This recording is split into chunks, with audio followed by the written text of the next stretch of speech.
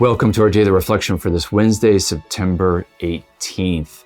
And today, Paul gives this beautiful reading, which you've probably heard at a wedding. You've been to many Catholic weddings. It's about what love is.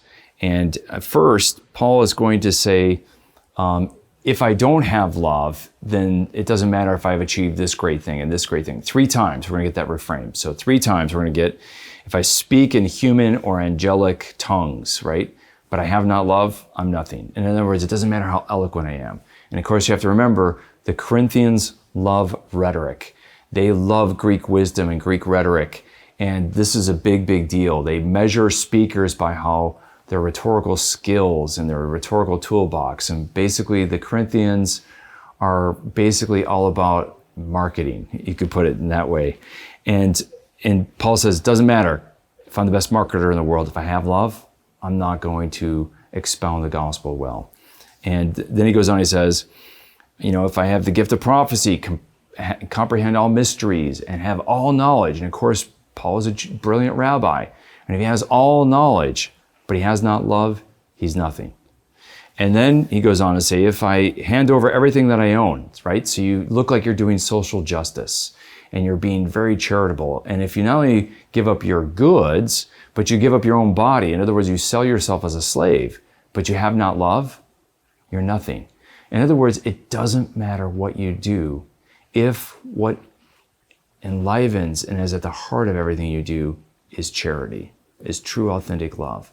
Paul is basically saying that in the Christian life, don't get distracted by all the things we have to do, and there's many things, good things we have to do, and good works, but don't get so busy about the good works that you lose what's really the essence and what is at the heart of all these activities and what should animate all these activities that are good and should be done. And that is charity, love. Love for God, love for neighbor, right? And we can love ourselves and think we're going to go do all these great things out of love for self, but not out of love for God and love for neighbor. And that's what Paul wants to get to the heart to. And then he has to define love because it's so important. And Paul defines love in an interesting way. He begins with what love is, with 2 attributes of love. Then he's going to mention 7 things that aren't attributes of a loving heart and a loving person. 7 things that we should avoid if we want to be loving.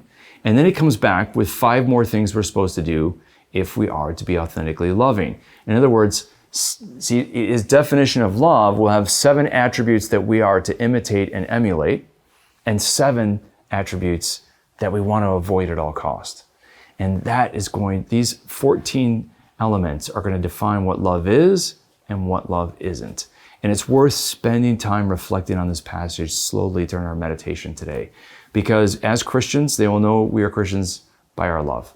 And we really need to know this inside and out and really examine our conscience on a regular basis to make sure we're embodying. So what is love? It's patient. It's kind. It is not jealous. It is not boastful. It is not inflated. It is not rude, right? And it goes on with 4 more things that it's not. Love doesn't seek its own interests. Wow, that's a hard one. Really think about that. Aren't we always pursuing our own interests, our own goals, our own desires? If we are motivated and animated and led by authentic love, not self-love, and that's why self-love is the false gold here. It's the false love that we have to be careful of. It is not quick-tempered. Authentic love doesn't get angry easily, and it doesn't brood over injuries. And it doesn't rejoice in wrongdoing of any sort, even if it against anyone. But rather, here's the 4 more positive attributes. It rejoices in truth.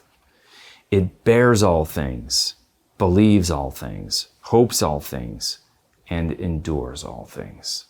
Wow, love takes incredible power and strength.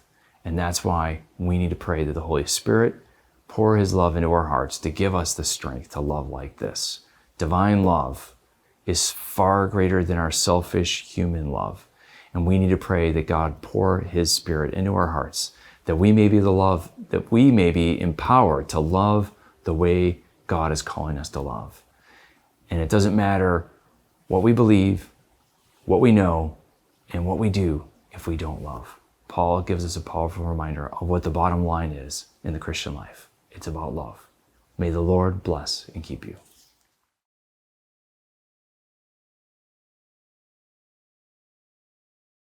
This daily reflection is brought to you thanks to the generous support of the Mission Circle.